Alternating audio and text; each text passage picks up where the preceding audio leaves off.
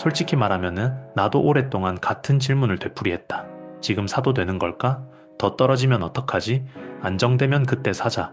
근데 시간이 지나면서 알게 됐다. 이 질문들은 사실 답을 찾기 위한 질문이 아니라 결정을 미루기 위한 질문이었다는 걸. 사람은 불확실함 앞에서 선택보다 기다림을 택하고 그 기다림이 안전하다고 스스로를 설득한다. 하지만 아이러니하게도 인생에서 가장 큰 위험은 아무것도 하지 않는 선택일 때가 많다. 오늘은 왜 어떤 사람은 끝까지 못 사고 어떤 사람은 끝까지 버티는지 그 차이를 이야기해 보려 한다. 좋아요, 구독, 알림 설정을 눌러주시면 더 좋은 콘텐츠로 찾아뵙겠습니다. 여러분의 응원이 콘텐츠 제작에 큰 힘이 됩니다. 사람들은 흔히 이렇게 말한다. 확실해지면 살게. 근데 시장에서 확실함이라는 건 이미 너무 늦은 순간에나 찾아온다. 가격이 오르면 이제 너무 비싸졌다가 되고, 가격이 떨어지면 이제는 위험하다가 되고, 횡보하면 지금은 애매하다가 된다. 결국 어떤 상황에서도 확신은 오지 않는다. 확신을 기다리는 동안 시간은 흘러가고 기회는 지나가고 그 사이에 움직인 사람만 결과를 가져간다. 이걸 늦게 깨달았다. 확신을 기다리는 건 결정을 미루기 위한 가장 그럴듯한 핑계였다는 걸.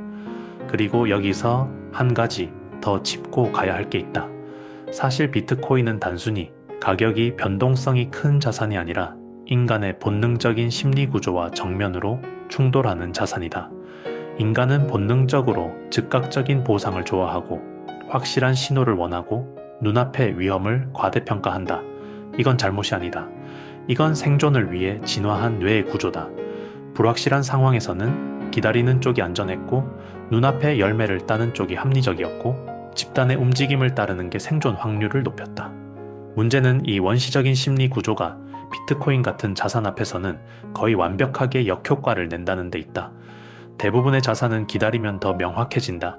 기업은 실적이 나오고 부동산은 사람이 몰리고 산업은 정책이 붙고 그 다음에 다수가 들어온다.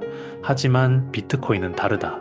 비트코인은 확실해질수록 비싸지는 자산이고 모두가 이해했을 때는 이미 늦은 자산이다.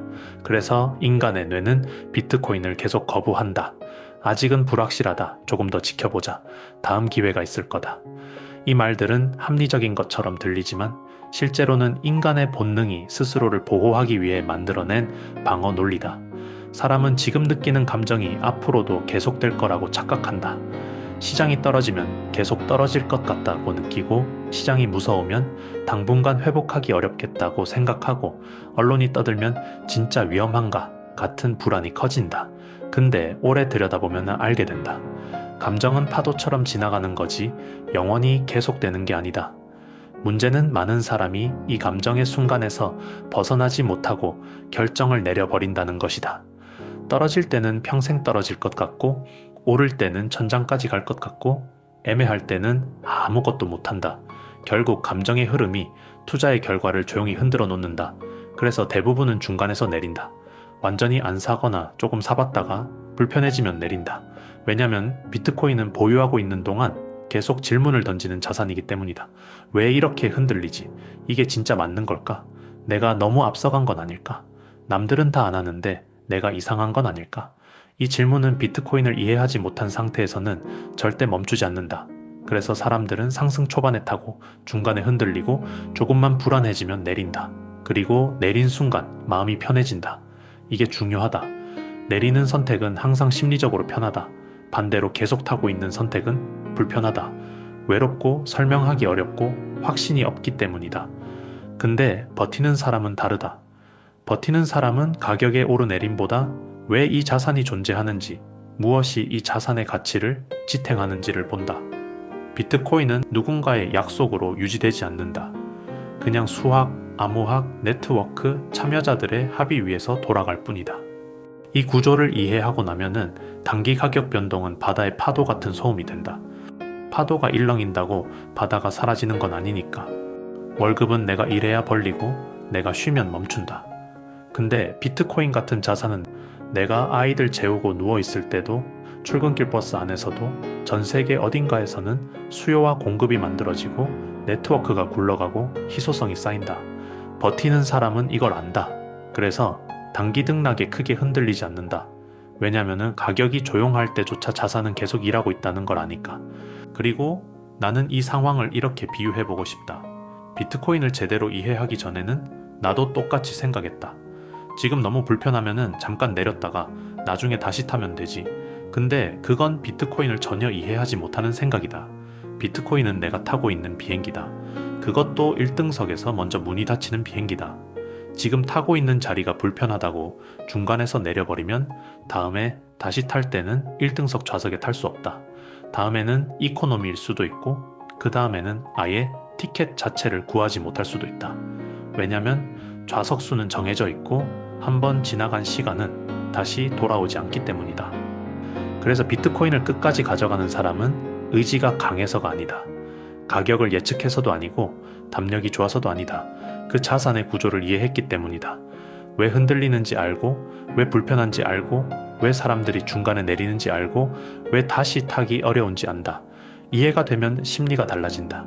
가격이 떨어질 때 내가 틀렸나가 아니라 구조는 변했나를 묻게 된다.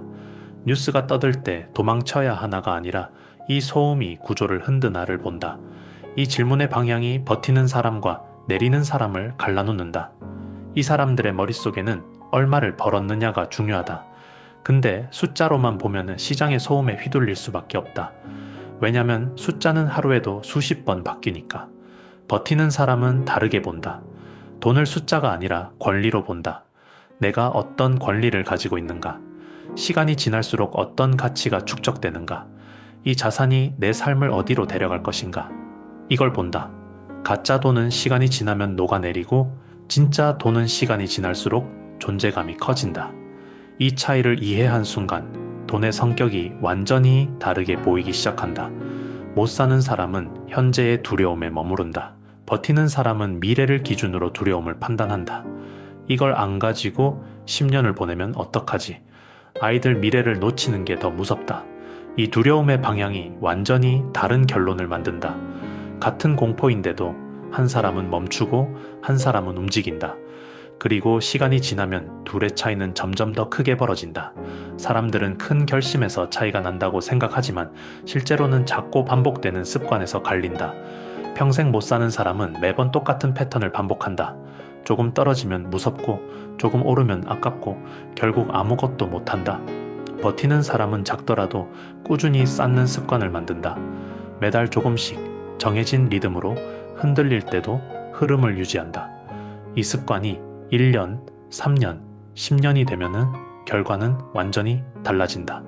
아이들이 잠들어 있을 때 거실 불을 끄고 혼자 앉아 있으면 이런 생각이 든다. 내가 이걸 왜 하고 있지? 왜 이렇게까지 고민하면서 버티려고 하지? 그때마다 떠오르는 건 돈이 아니라 아이들 얼굴이다. 지금 내가 쌓아가는 이 선택이 아이들이 살아갈 세상에서 어떤 안전망이 될 것인가? 그 미래를 생각하면 단기 가격은 정말 아무 의미가 없다.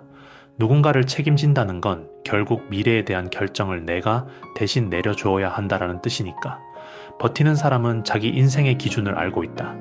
남들이 뭐라고 해도, 뉴스가 떠들어도, 주변이 흔들려도 버티는 사람은 움직임이 다르다. 왜냐면은 투자의 기준이 남이 아니라 자기 삶이기 때문이다. 내가 어떤 삶을 원하느냐, 어떤 리스크를 감당할 수 있느냐, 무엇을 위해 자산을 쌓고 있느냐, 어떤 미래를 아이들에게 남기고 싶으냐.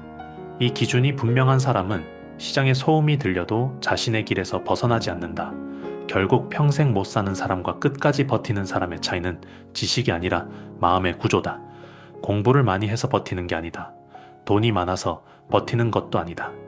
마음을 어떤 구조로 세팅해 놓았느냐. 이 차이가 사람의 미래를 갈라놓는다. 어떤 사람은 두려움에서 멈추고 어떤 사람은 두려움 속에서 한 걸음 움직인다. 어떤 사람은 확신을 기다리고 어떤 사람은 불확실함 속에서 축적한다. 어떤 사람은 감정의 파도를 쫓고 어떤 사람은 흐름의 본질을 본다. 그리고 이 차이는 5년, 10년이 지나면 돌이킬 수 없을 만큼 벌어진다. 나는 오늘도 결론은 같다. 비트코인을 신성화하려는 게 아니라 우리 같은 평범한 가장에게 현실적으로 남겨진 선택지가 그리 많지 않다 하는 걸 안다. 내가 오늘 쌓아가는 건 욕심이 아니라 책임이고 기대가 아니라 준비다. 그래서 흔들리지 않고 조용히 쌓아간다. 오늘도 그리고 내일도. 그게 평생 못 사는 사람과 끝까지 버티는 사람을 가르는 아주 작은 차이이자 가장 큰 차이다.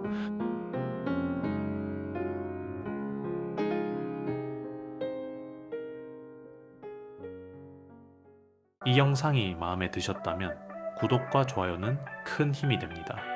빠르게 움직이는 세상 속에서 우리는 느리지만 단단한 투자를 이야기합니다. 아빠의 투자 읽기 다음 이야기에서 또 뵙겠습니다. 이 채널은 아빠의 투자 일기를 공유합니다.